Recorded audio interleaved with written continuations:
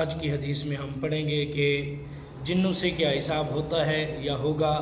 اور جانوروں سے کیا حساب ہوگا یا ہوتا ہے، یعنی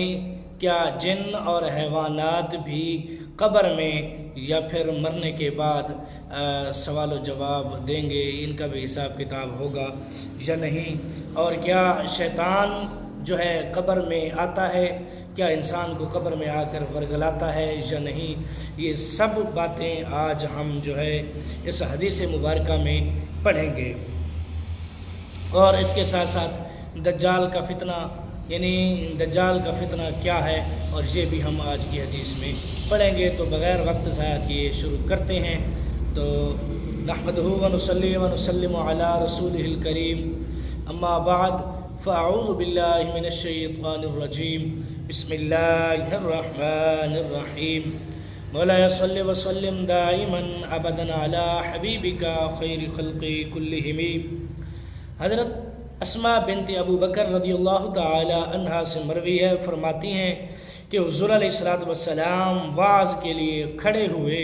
تو آپ نے فتنہ قبر کا ذکر کیا جس میں انسان مبتلا ہوتا ہے۔ تو جب یہ ذکر کیا تو مسلمانوں نے چیخ ماری۔ بخاری نے اس طرح روایت کی کہ نسائی نے اور زیادہ کیا، اور ان کے درمیان چیخ حائل ہو گئی کہ میں حضور علیہ السلام کا کلام سمجھ سکوں۔ جب شور تھما تو میں نے اپنے نزدیکی آدمی سے کہا، اللہ تجھے برکتیں دے۔ حضور علیہ السلام نے آخر کلام شریف میں کیا فرمایا؟ وہ بولے کہ حضور نے یہ فرمایا کہ مجھے وحی ہوئی ہے کہ تم اپنی قبروں میں فتنہ دجال کے قریب فتنہ میں مبتلا کیے جاؤ گے۔ یعنی حضرت اسماء بنت ابو بکر رضی اللہ تعالی عنہ فرماتی ہیں حضور علیہ السلام کھڑے ہوئے واعظ و نصیحت دے رہے تھے، یعنی مسجد نبوی میں جہاں مردوں اور عورتوں کا اجتماع تھا، مرد آگے تھے، عورتیں پردے کے ساتھ پیچھے، جیسا کہ اس زمانہ میں عام رواج تھا، یعنی اس زمانہ میں کہ بلکہ عورتوں کو حکم تھا کہ وعظ کے مجالس میں شرکت کریں تاکہ انہیں اپنے احکام و مسائل معلوم ہوں۔ خیال رہے کہ خطبہ اور وعظ کھڑے ہو کر کہنا سنت ہے۔ شامی میں ہے کہ خطبہ نکاح بھی کھڑے ہو کر پڑھا جائے۔ فتنہ قبر سے مراد وہاں کا امتحان ہے، یعنی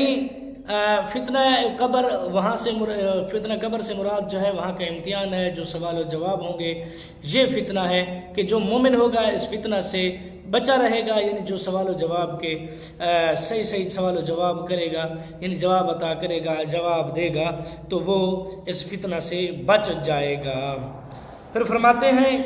کہ کسی نے چیخ ماری، یعنی جب فتنہ قبر کا ذکر کیا گیا نا تو مجمع میں سے کسی ایک نے چیخ ماری تو مجھے آواز حضور علیہ السلام کی سمجھ نہ آئی، کیونکہ چیخ میرے ساتھ بیٹھنے والے آدمی نے ماری تھی، تو لہٰذا میں وہ آخری بات نہ سن سکی تھی۔ تو اسی طرح فرماتے ہیں حساب قبر صرف انسانوں سے ہے، جنات یا جانوروں سے نہیں، کیونکہ ان کے لیے نہ جنت ہے نہ وہاں کی نعمتیں ہیں۔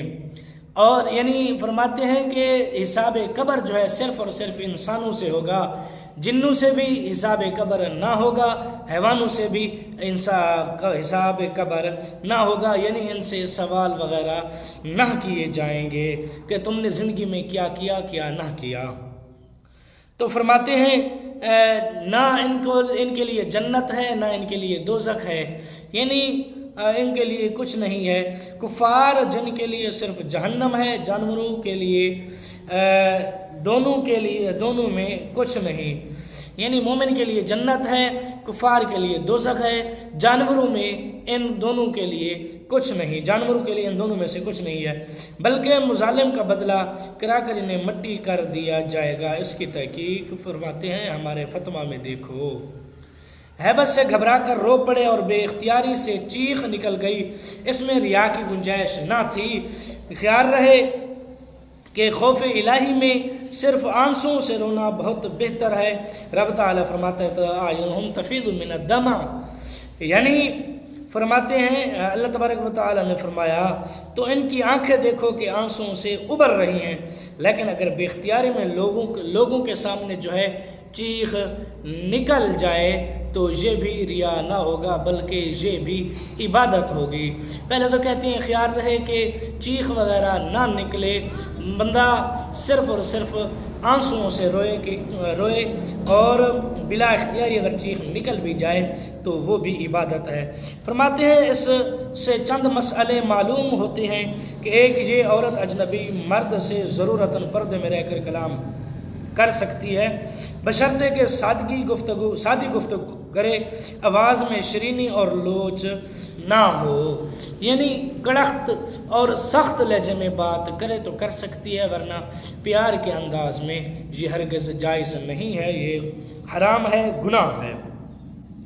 پھر فرمایا کہ وَإِذَا سَأَلْتُمُوهُنَّ مَتَاعًا فَاسْأَلُوهُنَّ مِنْ وَرَاءِ حِجَابٍ، فرماتے ہیں کہ اس کا ترجمہ یہ ہے، اور جب تم ان سے برتنے کی کوئی چیز مانگو تو پردے میں رہ کر مانگو۔ اور آگے فرماتا ہے اللہ تبارک و تعالی فَلَا تَخْضَعْنَ بِالْقَوْلِ، دوسرے یہ کہ دعائیں دے کر کوئی بات پوچھنا بہتر ہے تاکہ مخاطب کو خوشی ہو، یعنی جیسے کہ حضرت اسماء بنت ابو بکر رضی اللہ تعالی عنہ نے فرمایا کہ نزدیکی آدمی سے کہا اللہ تجھے برکتیں دے، کہ یہ بھی ایک دعا ہے کہ اللہ تجھے برکت دے، مجھے وہ بات بتا جو میں چیخ کی وجہ سے نہ سن سکی۔ فرماتے ہیں کہ مومن کو خوشی ہوتی ہے، مومن کو خوش کرنا بھی عبادت ہے۔ پھر اسی طرح فرماتے ہیں کہ تیسرے یہ کہ دینی باتوں میں ایک کی خبر بھی قبول ہے، گواہیوں کی ضرورت نہیں ہے، یعنی اگر کسی ایک سے بھی مسئلہ پوچھ لیا جائے تو جو معتبر ہو، جس پر اعتبار کیا جا سکتا ہو، تو باقی گواہیوں کی ضرورت نہیں رہتی۔ اسی طرح پھر فرماتے ہیں کہ فتنہ قبر فتنہ دجال کی طرح بہت ہی خطرناک ہے، یعنی دجال کے شر سے وہی بچے گا جسے اللہ بچائے، ایسے ہی حساب قبر میں وہی کامیاب ہوگا جسے اللہ کامیاب کرے، اور ان دونوں جگہ ثابت قدمی اپنی بہادری سے نہیں، دجال دعویٰ خدائی کرے گا اور بہت سے لوگ اس کا اقرار بھی کر لیں گے۔ قبر میں شیطان سامنے آ جاتا ہے، جیسے کہ میں نے کہا کہ شیطان قبر میں آتا ہے نہیں، شیطان بھی قبر میں آ جائے گا، جیسے حدیث مبارکہ میں ہے کہ اس صحابی نے فرمایا کہ حضور علیہ السلام نے فرمایا کہ تم اپنی قبروں میں فتنہ دجال کے قریب فتنہ میں مبتلا کیے جاؤ گے، یعنی وہی فتنہ دجال اور فتنہ قبر کے بارے میں تشریح آ رہی ہے کہ فرماتے ہیں قبر میں شیطان سامنے آ جاتا ہے اور کہتا ہے میں تیرا رب ہوں، جیسے کہ شیطان انسان کی رگوں میں خون کی طرح دوڑتا ہے، یہ بھی اسی طرح قبر میں بھی آ سکتا ہے۔ پھر آگے فرماتے ہیں کہ وہ شیطان کہتا ہے کہ تیرا رب ہوں، مجھے رب مان لے، کامیاب ہو جائے گا۔ اس کی ذریت میت کے مرے ہوئے عزیزوں کی شکل میں آ کر کہتی ہے کہ بیٹے اسے خدا مان لے، دیکھو، یعنی وہ فرماتے ہیں کہ یعنی تشریح کرنے والے فرماتے ہیں کہ جب بندہ فوت ہو جاتا ہے تو شیطان اس کی قبر میں آتا ہے، اسے کہتا ہے کہ تو دیکھ مجھے، میں تیرا رب ہوں۔ پھر اس کی جو ذریت ہے، یعنی شیطان کی ذریت اس مرے ہوئے عزیزوں کی شکل میں آتی ہے، یعنی یوں سمجھ لیجئے کہ اگر کوئی فوت ہونے والا کسی کا بیٹا تھا تو اس کی والد کی شکل میں آتے ہیں، یا اس کی ماں کی شکل میں آتے ہیں، اس کی بہن بھائی کی شکل میں آتے ہیں، تو اسے آ کر کہتے ہیں کہ بیٹا اسے مان لے، یہی خدا ہے، تو جنت میں جائے گا، کامیاب ہو جائے گا۔ تو آج کے لیے صرف اتنا ہی، ملتے ہیں کل کی نئی ویڈیو میں۔ تو میری ویڈیو اچھی لگی ہو تو چینل کریں سبسکرائب، ویڈیو کو لائک اور شیئر ضرور کریں۔ تو کل تک کے لیے اللہ حافظ۔